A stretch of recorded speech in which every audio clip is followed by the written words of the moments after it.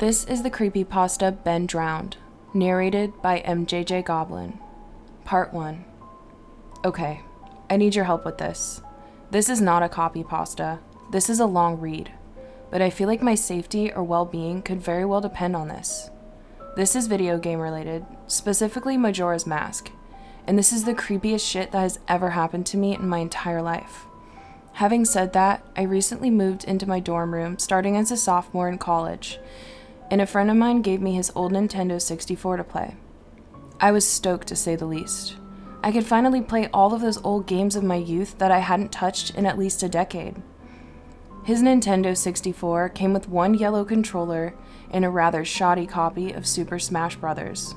And while beggars can't be choosers, needless to say, it didn't take long until I became bored of beating up level 9 CPUs. That weekend, I decided to drive around a few neighborhoods, about 20 minutes or so off campus, hitting up the local garage sales, hoping to score on some good deals from ignorant parents. I ended up picking up a copy of Pokemon Stadium, GoldenEye, F-Zero, and 2 other controllers for $2. Satisfied, I began to drive out of the neighborhood when one last house caught my attention. I still have no idea why it did. There were no cars there, and only one table was set up with random junk on it. But something sort of drew me there. I usually trust my gut on these things, so I got out of the car and I was greeted by an old man. His outward appearance was, for lack of a better word, displeasing. It was odd. If you asked me to tell you why I thought he was displeasing, I couldn't really pinpoint anything. There was just something about him that put me on edge. I can't explain it. All I can tell you is that if it wasn't in the middle of the afternoon and there were other people within shouting distance, I would not have even thought of approaching this man. He flashed a crooked smile at me and asked what I was looking for, and I immediately noticed that he must be blind in one of his eyes. His right eye had that glazed over look about it. I forced myself to look into his left eye instead, trying not to offend, and asked him if he had any old video games. I was already wondering how I could politely excuse myself from the situation when he would tell me he had no idea what a video game was. But to my surprise, he said he had a few ones in an old box. He assured me he'd be back in a jiffy and turned his head back into the garage. As I watched him hobble away, I couldn't help but notice what he was selling on his table. Littered across his table were rather peculiar paintings, various artworks that looked like ink blots that a psychiatrist might show you. Curious, I looked at them. It was obvious why no one was visiting this guy's garage sale. These weren't exactly aesthetically pleasing. As I came to the last one, for some reason, it looked almost like Majora's Mask. The same heart-shaped body with little spikes protruding outward. Initially, I just thought that since I was secretly hoping to find that game at these garage sales, some Freudian bullshit was projecting itself into the ink blots. But given the events that happened afterwards, I'm not so sure now. I should have asked the man about it. I wish I would have asked the man about it. After staring at the Majora-shaped blot, I looked up and the old man was suddenly there again, arm's length in front of me, smiling at me. I'll admit, I jumped out of reflex and I laughed nervously as he handed me a Nintendo 64 cartridge. It was the standard gray color, except that someone had written Majora on it in black permanent marker. I got butterflies in my stomach as I realized what a coincidence this was, and asked him how much he wanted for it. The old man smiled at me and told me that I could have it for free, that it used to belong to a kid who was about my age that didn't live here anymore. There was something weird about how the man phrased that, but I didn't really pay any attention to then. I was too caught up in not only finding this game, but getting it for free. I reminded myself to be a bit skeptical since this looked like a pretty shady cartridge, and there's no guarantee it would work. But then the optimist inside me interjected that maybe it was some kind of beta version or pirated version of the game, and that was all I needed to be back on Cloud 9. I thanked the man, and the man smiled at me and wished me well, saying, "Goodbye then." At least, that's what it sounded like to me. All the way in the car ride home, I had a nagging doubt that the man had said something else. My fears were confirmed when I booted up the game. To my surprise, it worked just fine. And there was one save file named simply Ben. "Goodbye, Ben," he was saying. "Goodbye, Ben." I felt bad for the man. Obviously a grandparent, and obviously going senile, and I, for some reason or another, reminded him of his grandson, Ben. Out of curiosity, I looked at the save file. Eyeballing it, I could tell that he was pretty far in the game. He had almost all of the masks and 3/4 remains of the bosses. I noticed that he had used an owl statue to save his game. He was on day 3, and by the stone tower temple, with hardly an hour left before the moon would crash. I remember thinking that it was a shame that he had come so close to beating the game, but he never finished it. I made a new file named Link out of tradition, and started the game.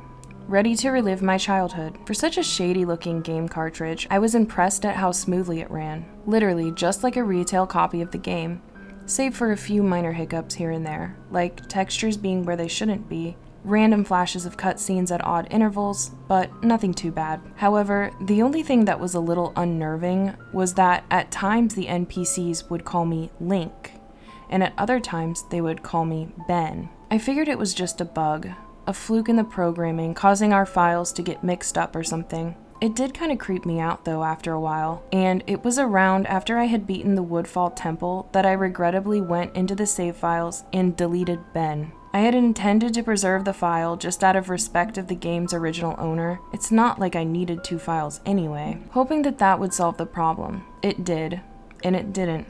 Now NPCs wouldn't call me anything. Where my name should be in the dialogue, there was just a blank space. My save file name was still called Link, though. Frustrated, and with homework to do, I put the game down for a day. I started playing the game again last night, getting the lens of truth and working my way towards completing the Stonehead Temple. Now, some of you more hardcore Majora's Mask players know about the 4th day glitch. For those who don't, you can Google it, but the gist of it is that right as the clock is about to hit 0 on the final day, you talk to the astronomer and look through the telescope. If you time it right, the countdown disappears and you essentially have another day to finish whatever you were doing. Deciding to do the glitch to try and finish the Snowhead Temple, I happened to get it right on the first try, and the time counter at the bottom disappeared. However, when I pressed B to exit the telescope, instead of being greeted by the astronomer, I found myself in the Majora boss fight room at the end of the game, the trippy boxed-in area, staring at the Skull Kid hovering above me. There was no sound, just him floating in the air above me, and the background music, which was regular for the area, but still creepy. Immediately, my palms began to sweat. This was definitely not normal. Skull Kid never appeared here. I tried moving around the area, and no matter where I went, Skull Kid would always be facing me, looking at me, not saying anything. Nothing would happen though, and this kept up for around 60 seconds. I thought the game had bugged or something, but I was beginning to doubt that very much. I was about to reach for the reset button when text appeared on my screen.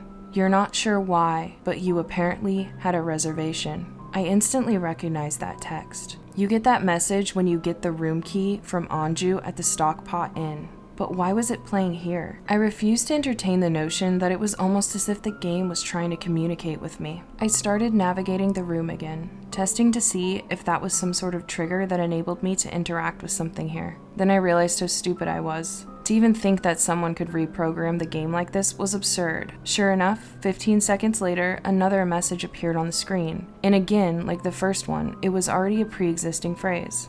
Go to the lair of the temple's boss. Yes or no? I paused for a second, contemplating what I should press and how the game would react. When I realized that I couldn't select no, taking a deep breath, I pressed yes, and the screen faded to white with the words, Dawn of a New Day, with the subtext of 8 vertical bars beneath it. Where I was ported to filled me with the most intense sense of dread and impending fear that I have ever experienced. The only way I can describe the way I felt here is having the feeling of inexplicable depression on a profound scale. I am normally not a depressed person, but the way I felt here was a feeling that I didn't even know existed. It was such a twisted, powerful presence that seemed to wash over me. I appeared in some kind of weird Twilight Zone version of Clocktown. I walked out of the clock tower, as you normally do when you start from day 1, only to find that all of the inhabitants were gone. Usually, with the 4th day glitch, you can still find the guards and the dog that runs around outside the tower. This time, they were all gone. What replaced them was an ominous feeling that there was something out there, in the same area as me, and that it was watching me. I had 4 hearts to my name, and the hero's bow. But at this point, I wasn't even concerned for my avatar. I felt that I personally was in some kind of danger. Perhaps the most chilling thing was the music. It was a song of healing, ripped straight from the game itself, but played in reverse. The music would get louder, building up so as if you should expect something to pop out at you, but nothing ever did. And the constant loop began to wear on my mental state. Every now and then, I would hear the faint laugh of the happy masked salesman in the background, just quiet enough so that I wasn't sure if I was hearing things, but just loud enough to keep me determined to find him. I looked in all 4 zones of Clocktown, only to find nothing. No one. Textures were missing. West Clocktown had me walking on air. The entire area felt broken, hopelessly broken. As the reverse song of healing repeated for what must have been the 50th time, I just remembered standing in the middle of South Clocktown, realizing that I have never felt so alone in a video game before. As I walked through the ghost town, I don't know whether it was the combination of the out-of-place textures and the atmosphere, the haunting melody of the once peaceful and soothing song being butchered and distorted, but I was literally on the verge of tears, and I had no idea why. I hardly ever cry. Something had gripped me here, in this powerful sense of depression that was both foreign and crippling. I tried leaving Clocktown, but every time I attempted to zone out, the screen would fade to black, and I would just zone into another part of Clocktown. I tried playing my ocarina. I wanted to escape, and I did not want to be here. But every time I played the Song of Time or Song of Soaring, it would only say, "Your notes echo far, but nothing happens." By this point, it was obvious the game didn't want me to leave, but I had no idea why it was keeping me here. I didn't want to go inside the buildings. I felt that I would be too vulnerable there to whatever I was terrified of. I don't know why, but I came up with the idea that maybe if I drowned myself at the laundry pool, I could spawn somewhere else and leave this place. As I zoned in and ran towards the pool, that's when it happened. Link grabbed his head, and the screen flashed for a brief moment of the happy masked salesman smiling at me. Not Link, me, with Skull Kid screaming and playing in the background. And when the screen returned, I was staring at the Link statue from playing the song Elegy of Emptiness. I screamed as the thing just stared back at me with that haunting facial expression.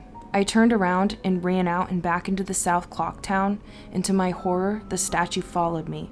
And the only way I can compare this is like the weeping angels from Doctor Who. Every so often, at random intervals, the animation would play of the statue appearing behind me. It was like the thing was chasing me, or I don't even want to say it, haunting me.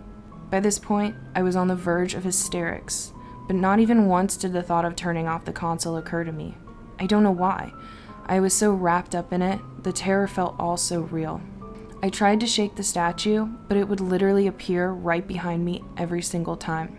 Link started to begin to make weird animations I had never seen him do before. He would flail his arms around or spasm randomly, and the screen would cut to the happy masked salesman smiling again for a brief moment before I was face to face with that statue again.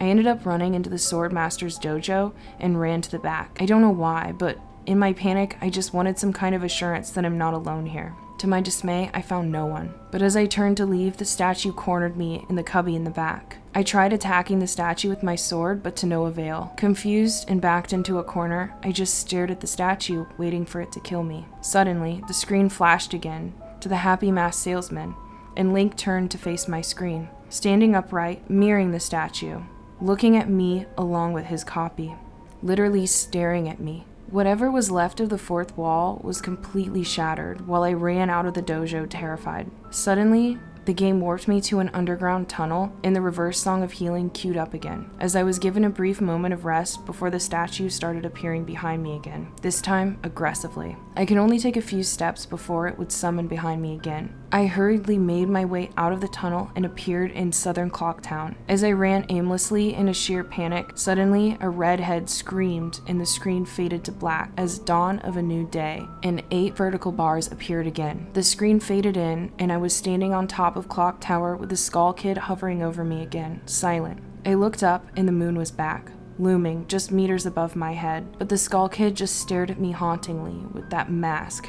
A new song was playing. The Stone Tower Temple theme played in reverse. In some sort of desperate attempt, I equipped my bow and fired a shot at the Skull Kid, and it actually hit him, and he played an animation of him reeling back. I fired again, and on the third arrow, a text box appeared saying, "That won't do you any good. Hee. And I was picked up off the ground, levitated upwards on my back, and then Link screamed as he burst into flames, instantly killing him. I jumped when this happened. I had never seen this move used by anyone in the game, and Skull Kid himself didn't have any moves. As the death screen played, my lifeless body still burning, the Skull Kid laughed, and the screen faded to black, only to have me reappear in the same place. I decided to charge him, but the same thing happened. Link's body was lifted off the ground by some unknown force, and he immediately burst into flames, again killing him. This time, during the death screen, the faint sounds of the reverse song of healing could be heard. On my third and final try, I noticed that there was no music playing this time, and that all there was eerie silence. I remembered that in the original encounter with the Skull Kid,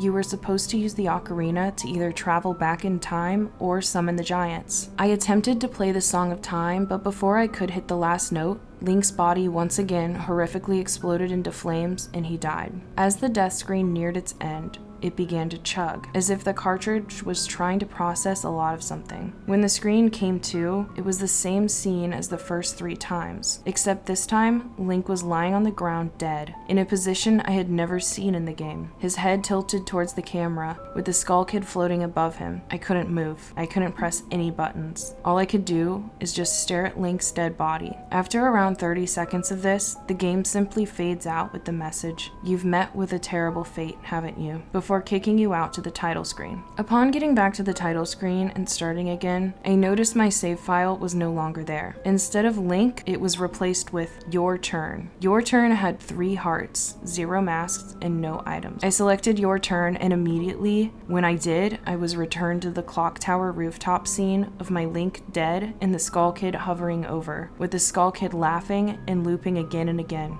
I quickly hit the reset button, and when the game booted up again, there was one more save file added below Your Turn, entitled Ben. Ben's save file is right back where it was before I deleted it, at the Stone Tower Temple, with the moon almost crashing. I turned off the game at this point. I'm not superstitious, but this is way too messed up, even for me. I haven't played it at all today. Hell, I didn't even get any sleep last night. I kept hearing the reverse song of hearing music in my head and just remembered the sense of dread I felt exploring Clocktown. I drove back to the old man's house today to ask him some questions with a buddy of mine.